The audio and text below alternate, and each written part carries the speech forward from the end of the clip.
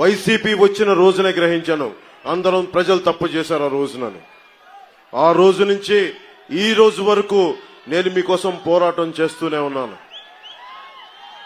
ఇదే 2009లో మన మీద ఉన్నది పార్టీని నడపలేకపోయాం, పార్టీని నడపడం మీకు చేత కాదని అన్నారు.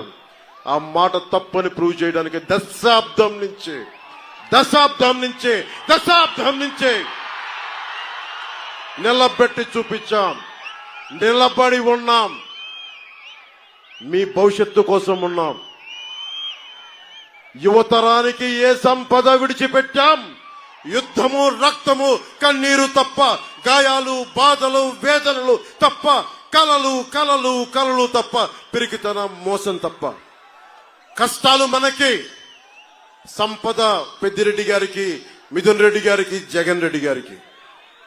కష్టాలు మనకి, త్యాగాలు మనకి, బలిదానాలు మనకి. ఈ రోజున ఇంత మండుటెండలో వచ్చి ఇంతమంది రోడ్డు మీదకి వచ్చి మీరు తెలుపుతున్నారంటే మీ ఆవేదన నాకు అర్థమవుతా ఉంది. మీ కష్టం తెలుసుకున్నవాడిని, మీలో ఒకరిని. 30,000 మంది ఆడపిల్లలు ఆంధ్రప్రదేశ్ నుంచి గాయపైతే, అదృశ్యమైతే వీళ్ళకి పట్టదు. పెద్దిరెడ్డి గారికి పట్టదు, మిథున్ రెడ్డి గారికి పట్టదు, జగన్ గారికి పట్టదు. వాళ్ళు వచ్చి కేవలం దోపిడీ చేయడం తప్ప ఇంతమంది ఆడపిల్లలు అదృశ్యం అయిపోయారే, వీళ్ళ గురించి మాట్లాడాలన్న ధ్యాస లేదు వీళ్ళకి.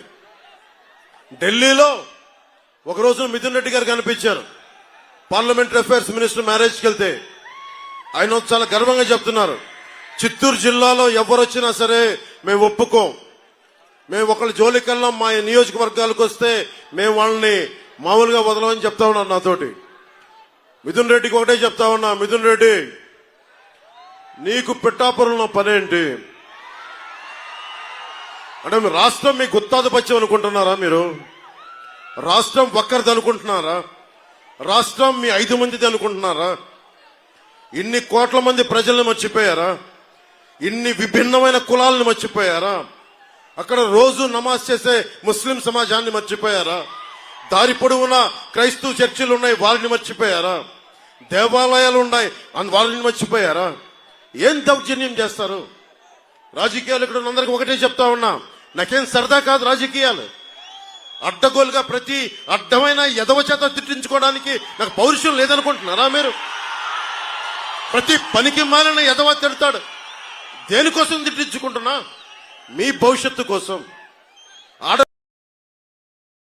ఆడబిడ్డల సంరక్షణ కోసం, ఆడబిడ్డల భద్రత కోసం, పెద్దలకి ఒక భద్రత ఇవ్వడం కోసం, కన్నీరు పెట్టే రైతాంగం కన్నీరు తోడడం కోసం, మీ భవిష్యత్తు కోసం. ఓటు ఎందుకు చీలకూడదన్నాను? రాయలసీమ ఒకరి గుత్తాధిపత్యమా? రాయలసీమ ఒకరి గుత్తాధిపత్యమా? జగన్ గుత్తాధిపత్యమా? రాయలసీమ ఏం మాట్లాడతావు నువ్వు? వెళ్ళి కర్నూలుకి వెళ్ళో, కొన్నిదేల గ్రామం ఉంటుంది, వెళ్ళి చూడు. అక్కడ ఏదో రాయలసీమ నీ గుత్తాధిపత్యం అన్నట్టుగా మాట్లాడతావు. దమ్ము లేవా మాకు? ధైర్యం లేదా మాకు? ఏం మాట్లాడతావు? 40 మందిని మట్టలు చేసి బెదిరిస్తారా మీరు? పెద్దిరెడ్డి గారు, అరే ఎర్రచందనం వీళ్ళకి ఇంధనం అయిపోయింది. వీరికి అడ్డొచ్చిన వాళ్ళు నరికేస్తారు, కాళ్ళు చేతులు తీసేస్తారు, హాస్పిటల్లో ఇంజక్షన్ చంపేస్తారు. గంగిరెడ్డి లాంటి ఒక మాఫియా డాన్, ఎర్రచందనం డాన్, అలిపిరి కట్నంలో నిందితుడు 15లో మారిషస్ లో అరెస్ట్ చేస్తే మళ్ళీ ఈ రోజు అతను మిథున్ రెడ్డితో తిరుగుతూ ఉంటాడు. వైసీపీ గూండాలందరికీ గుర్తుపెట్టుకోండి, పవన్ కళ్యాణ్ చెప్తున్నాను, రైల్వే కోడూర్ నడి బొడ్డులో నిలబడి చెప్తున్నా,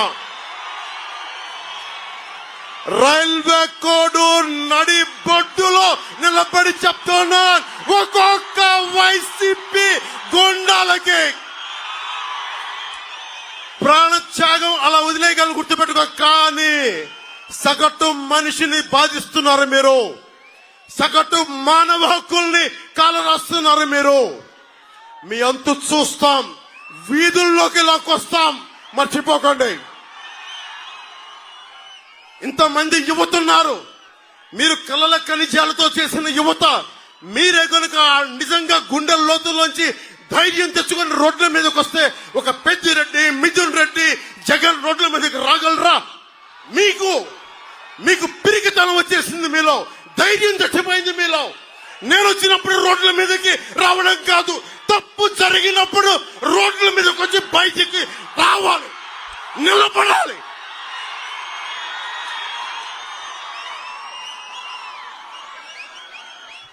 ధైర్యం లేని సమాజం కుళ్ళిపోతే చచ్చిపోతే. రాయలసీమ ఇది, రాయులేలిన సీమ ఇది. ఆ సీమ నుంచి వచ్చి మీరు భయపడతానంటే ఎట్లా? మీరు భయపడతానంటే ఎట్లా? భయపడకండి, నేనున్నా, మీకు అండగా ఉంటా. మీకు ధైర్యం లేకపోతే మార్పు రాదు. ఒకవైపు కిరణ్ కుమార్ రెడ్డి గారు ఉమ్మడి రాష్ట్రానికి ముఖ్యమంత్రిగా చేశారు, ఇంకొక వైపు ఆంధ్రప్రదేశ్ రాష్ట్రానికి, ఉమ్మడి ఆంధ్రప్రదేశ్ రాష్ట్రానికి ముఖ్యమంత్రిగా చేసిన వ్యక్తి. ఒకరు 14 సంవత్సరాలు, ఒకరు 3.5 సంవత్సరాలు ముఖ్యమంత్రులుగా చేసిన వ్యక్తులు. అలాంటిది 5 సంవత్సరాలు వచ్చిన వ్యక్తి, తండ్రి చచ్చిపోతే రెండో రోజు ముఖ్యమంత్రి కావాలని కలలుగన్న వ్యక్తి. ఆ వ్యక్తికి భయపడతారా మీరు? జగన్ లో బ్లూ కలర్ రక్తం ఉంటుందా? జగన్ 6 అడుగులు 8 అడుగులు ఉండి అంటే ఏం దెబ్బ పడదా జగన్ కి? ఎందుకు భయపడుతున్నారు మీరు? రాయలసీమ మీరు నేల అన్నం తింటున్నారు కదా, మీరు కూడా జొన్న కూడు తింటం లేదా? రాగి సంకటి తింటం లేదా? మీకు పౌరుషం రాదా? మీకు పౌరుషం రాదా? మీకు ఇంతేనా మీ పౌరుషం? పెద్దిరెడ్డికి భయపడతారా మీరు? మిథున్ రెడ్డికి భయపడతారా మీరు? పెద్దిరెడ్డి తమ్ముడికి భయపడతారా మీరు? గంగిరెడ్డికి భయపడతారా మీరు? అరే దమ్ము ధైర్యం ఏమైపోయింది రాయలసీమకి? అరే మీరు ఒకటే చేయండి, గొడవలు పెట్టుకోకర్లా, కత్తులు తీయక్కర్లా, కర్రలు తీయక్కర్లా. వచ్చే మనకి ఎన్నికలు వస్తున్నాయి. ఈ ఎన్నికల రోజున కమలం గుర్తుకి రాజంపేట ఎంపీ పార్లమెంట్ అభ్యర్థిగా కిరణ్ కుమార్ రెడ్డికి గుద్దేసేయండి. రైల్వే కోడూరు అసెంబ్లీ అభ్యర్థిగా జనసేన నుంచి ఆరవ శ్రీధర్ పోటీ చేస్తా ఉన్నారు, వారికి నిలబడండి. చెప్పాల్సిన మేజర్ సమస్యలని చెప్పారు, చంద్రబాబు గారు చెప్పారు. నేను మీకు ఒకటే మాటిస్తున్నా, విద్యార్థులకి ఫీజు రీఎంబర్స్మెంట్ జరుగుతుంది, రాగానే ఫీజు రీఎంబర్స్మెంట్ జరుగుతుంది. అలాగే సిపిఎస్ రద్దు మీద చంద్రబాబు గారు రేపు మేనిఫెస్టోలో చెప్తా ఉన్నారు, ఒక బలమైన పరిష్కార మార్గం కనుక్కుంటాం. అలాగే అడ్డగోలుగా విభజించారు జిల్లాల్ని, వాటిని సరిచేస్తాం. అలాగే ఇక్కడ ఏమైతే ఫుడ్ ప్రాసెసింగ్ యూనిట్స్ కావాలో, కోల్డ్ స్టోరేజ్లు కావాలో అవన్నీ చేస్తాం. ముఖ్యంగా ఇది జనసేన బాధ్యత. ఎమ్మెల్యే మన అభ్యర్థి కాబట్టి మరింత బాధ్యతగా ముందుకెళ్తాం. అన్నిటికంటే కూడా ఇక్కడ ఉపాధి అవకాశాలు పెట్టుకొని, మీకు తెలుసు కిరణ్ కుమార్ రెడ్డి గారు ఎంత అద్భుతంగా చేశారు చిత్తూరు జిల్లాని. ఆయన ముఖ్యమంత్రి హయాంలో ఒకప్పుడు ఒక 40 లక్షలు 50 లక్షలు ఉండే ఎకరం ఈరోజు 12 కోట్ల రూపాయలకి వెళ్ళిపోయింది ఆయన పుణ్యమాని. అలాంటి చోట్ల పరిశ్రమలు రాలా, ఉపాధి అవకాశాలు రాలా, ఎక్కడికి పారిపోతాం? మాలాంటి వాళ్ళందరం వచ్చి రాజకీయ దురంధరులు చంద్రబాబు గారు ఎన్నో దెబ్బలు తిన్న వ్యక్తి, ఆటుపోట్లు ఎదుర్కొన్న వ్యక్తి. అలాగే ఆయన నిజంగా ఆయన అనుభవం రాష్ట్రానికి అవసరం. అందరం కలిసి వచ్చాం, ఇగోలు తగ్గించుకున్నాం, సైజులు తగ్గించుకున్నాం. ఎక్కడ నెగ్గాలో కాదు, ఎక్కడ తగ్గాలో తెలిసిన వాళ్ళం.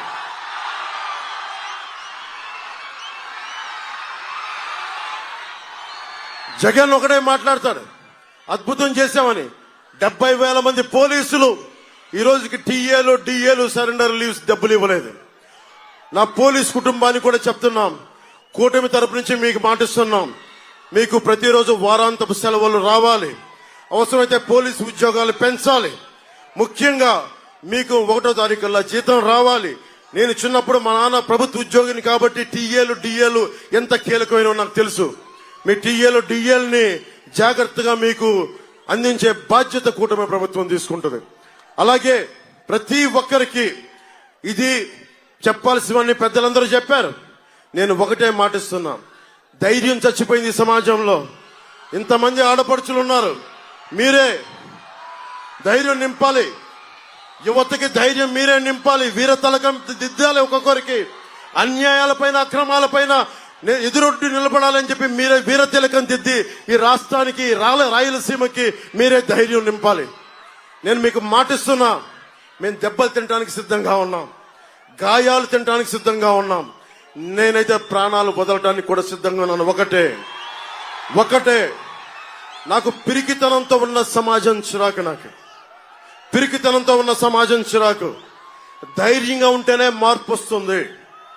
ధైర్యం ఉన్న చోటే లక్ష్మి ఉంటుంది. ధైర్యం ఉన్న చోటే సంపద ఉంటుంది. ధైర్యం ఉన్న చోటే అభివృద్ధి ఉంటుంది.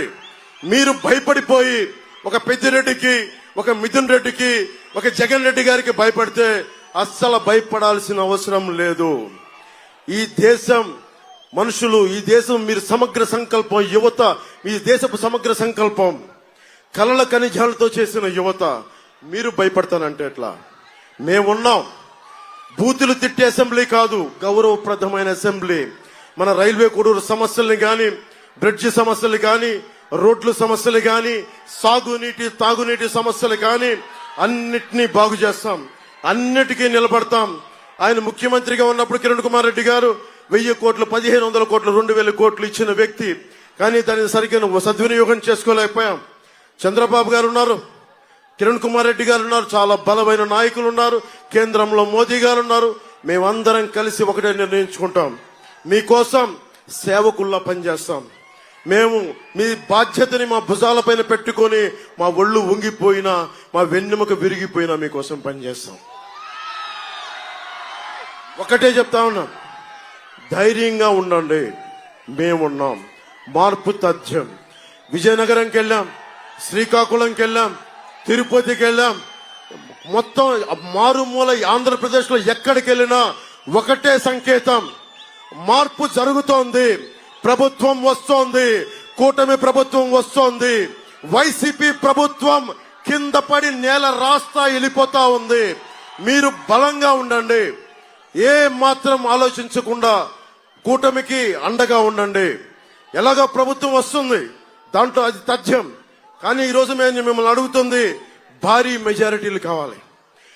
వైసీపీకి భవిష్యత్తులో ఎన్నికలంటే భయపడాలి. డబ్బుకి లొంగనే కొత్త తరం ఇది. డబ్బుకు లొంగని మహిళా లోకం ఇది. డబ్బుకు లొంగని సరికొత్త నవతరం ఇది. అది మీరు చేసి చూపిస్తే తప్ప. నేను బయటకు వచ్చాం, చంద్రబాబు గారు బయటకు వచ్చారు, కిరణ్ కుమార్ రెడ్డి గారు వద్దనుకుంటే శుభ్రంగా ఇంట్లో ఉండిపోవచ్చు, హాయిగా రెస్ట్ తీసుకోవచ్చు.